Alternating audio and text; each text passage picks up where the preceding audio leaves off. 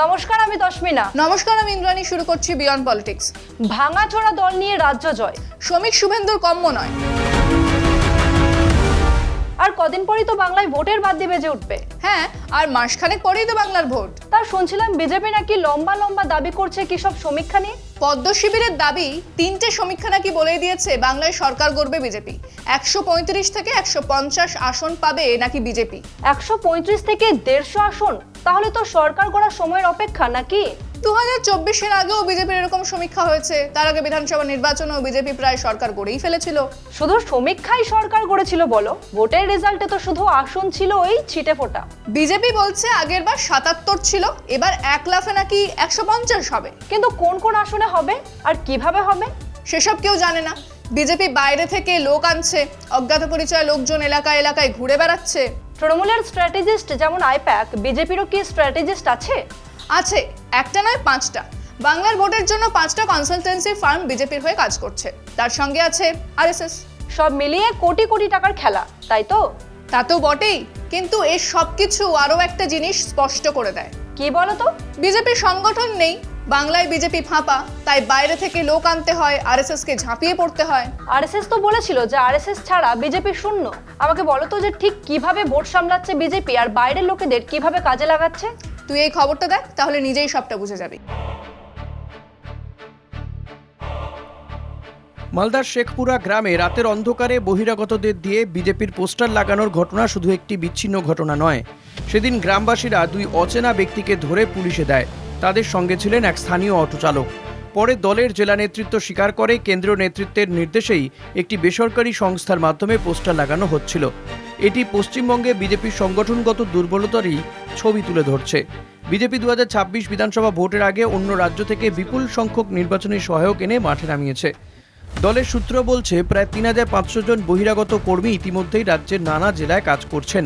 উত্তরবঙ্গ থেকে দক্ষিণবঙ্গ সব জায়গায় এরা বুথ স্তরে কাজ করছেন, রিপোর্ট পাঠাচ্ছেন, দরজায় দরজায় প্রচার করছেন।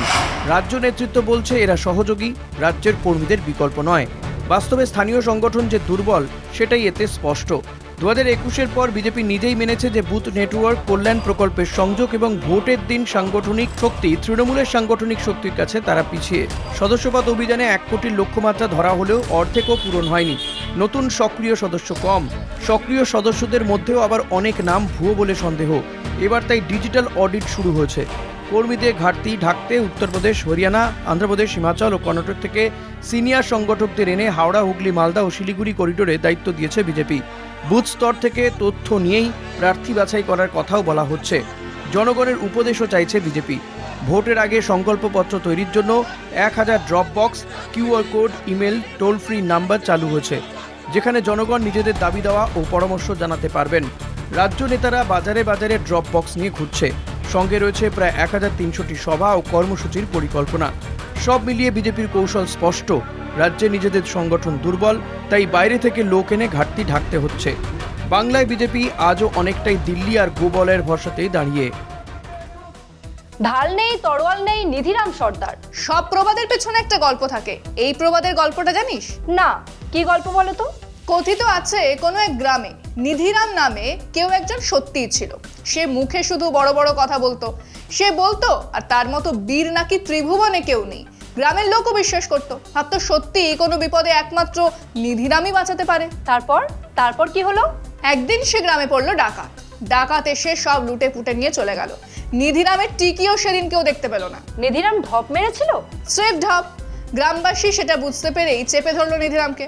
নিধিরাম তখন বলল, আমার ঢাল নেই, তরোয়াল নেই, ঢাল তরোয়াল ছাড়া আমি করবোটাই বা কি? সেই থেকে প্রবাদ, ঢাল নেই, তরোয়াল নেই, নিধিরাম সর্দার। এই আমার এই গল্পটা শুনে না শুভেন্দু অধিকারীর কথা মনে পড়লো। স্বাভাবিক, হিন্দু হৃদয় সম্রাট কাঁথির খোকাবাবু নিজেকে বিশ্বজয়ী বীর মনে করেন। বিজেপির লোকজন এখনো অবধি তা বিশ্বাসও করে চলেছে। সবাই কি করছে? ওর কথায় ভরসা পেলে বিজেপি নেতারা ভোটের আগে এত দলবদল করছে কেন? এটা কিন্তু ভালো প্রশ্ন করেছিস। গেরুয়া শিবিরে ভাঙন থামছে না, কিন্তু শ্রমিক শুভেন্দুর কনফিডেন্সও কমছে না। মানতে পারলাম না। শ্রমিক হঠাৎ মুসলিম ভোট টানার চেষ্টা করছে দেখলাম। হ্যাঁ, তা করছেন। মুসলিমদের জন্য হঠাৎই চিন্তায় ঘুম উড়েছে বিজেপির রাজ্য সভাপতি। কিন্তু সেটা কনফিডেন্সের অভাব না, ওভার কনফিডেন্স। ওভার কনফিডেন্স কেন? শুভেন্দু হিন্দুদের রক্ষাকর্তা সাজবে না শ্রমিক সংখ্যালঘুদের? এভাবেই যদি 26-এর ভোট পার করে দেওয়া যায়, গুড কপ ব্যাড কপ খেলে। অন্যদিকে টিকিট নিয়েও ঝামেলা শেষ হচ্ছে না। টিকিট নিয়েও ঝামেলা? কি হয়েছে আমাকে বলো তো। বিজেপির অন্দরে এখন বড় মাছ, মেজো মাছ, ছোট মাছ সব এক জালে আটকা পড়ে ছটপট করছে। এই দেখ। বিধানসভা ভোটের আগে পশ্চিমবঙ্গে বিজেপির অন্দরমহলে বড় রদবদলের প্রস্তুতি চলছে। দলের কেন্দ্রীয় নেতৃত্ব 5 বছরের পারফরমেন্স ও এলাকা থেকে পাওয়া সমীক্ষা রিপোর্ট দেখে প্রায় 10 জন বিধায়ককে এবার টিকিট না দেওয়ার কথা ভাবছে। তবে কাকে বাদ দেওয়া হবে তা এখনই প্রকাশ্যে বলা হচ্ছে না, কারণ এতে দলের ভেতরে কোন্দল বাড়তে পারে। টিকিট কাটবে কার? দক্ষিণ দিনাজপুর, কোচবিহার ও দার্জিলিং এই 3 জেলায় 3 জন বিধায়কের টিকিট পাওয়া নিয়ে অনিশ্চয়তা রয়েছে। নদিয়ায় 2 জন এবং পশ্চিম মেদিনীপুর, হুগলি, বাঁকুড়া, পুরুলিয়ায় মোট 5 জন বিধায়ক প্রার্থী নাও হতে পারেন। অর্থাৎ বর্তমান 65 জন বিজেপি বিধায়কের মধ্যে প্রায় 55 জন টিকিট পাওয়ার সম্ভাবনা রয়েছে। বাকিদের ভবিষ্যৎ অনিশ্চিত। প্রার্থী বাছাইয়ে এবার জেলা স্তর থেকে 3টি করে নাম পাঠানো হচ্ছে। পাশাপাশি কেন্দ্রীয় নেতাদের কাছে ইমেল করে আবেদনও জমা দেওয়া হচ্ছে। 2021 সালের নির্বাচনে প্রার্থী বাছাইয়ে ভুল যাতে আবার না হয় সে বিষয়ে কেন্দ্রীয় নেতৃত্ব বেশি সতর্ক। ব্যক্তিগত যোগাযোগ বা প্রভাব খাটিয়ে টিকিট পাওয়ার অভিযোগ থেকে বিজেপি শিক্ষা নিতে চাইছে বলে দাবি করা হচ্ছে, কিন্তু বাস্তবে দলীয় বিভাজন ও নেতৃত্বের ওপর অনাস্থাই সামনে আসছে। এই টালমাটাল অবস্থার মধ্যেই পূর্ব মেদিনীপুরের ময়নায় বিজেপির বড় ধাক্কা। এলাকার প্রভাবশালী নেতা চন্দন মণ্ডল তৃণমূল কংগ্রেসে যোগ দিয়েছেন। তিনি দাবি করেছেন, বিজেপির বিধায়ক এলাকায় মানুষের জন্য কাজ করেননি। মৎস্যজীবীদের সমস্যার কথাও তিনি তুলে ধরেছেন। রাজনৈতিক মহলের মতে চন্দন মণ্ডলের দলবদলে ময়না ও আশপাশের এলাকায় বিজেপির সংগঠনে বড় চাপ পড়বে। অন্যদিকে সংখ্যালঘু ভোট ব্যাংক নিয়ে বিজেপির বক্তব্যেও দ্বন্দ্ব স্পষ্ট।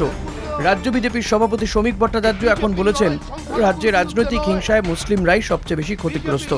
মমতা বন্দ্যোপাধ্যায় মুসলিমদের তোষণ করেন, সংখ্যালঘুদের প্রোটেকশন দেন, এই অভিযোগ এতদিন করে এসেছে বিজেপি। হঠাৎ লাইন বদল শ্রমিক ভট্টাচার্যের। একই সঙ্গে তিনি স্বীকারও করেছেন, মুসলিমরা বিজেপিকে ভোট দেন না। বিজেপির শীর্ষ নেতাদের মধ্যেই সংখ্যালঘু ভোট নিয়ে মতভেদ দেখা যাচ্ছে। শুভেন্দু অধিকারী সবকা সাথ সবকা বিকাশ স্লোগান বন্ধ করে দেওয়ার কথা বলেছেন, মুসলিমদের একঘরে করে দেওয়ার কথা বলছেন।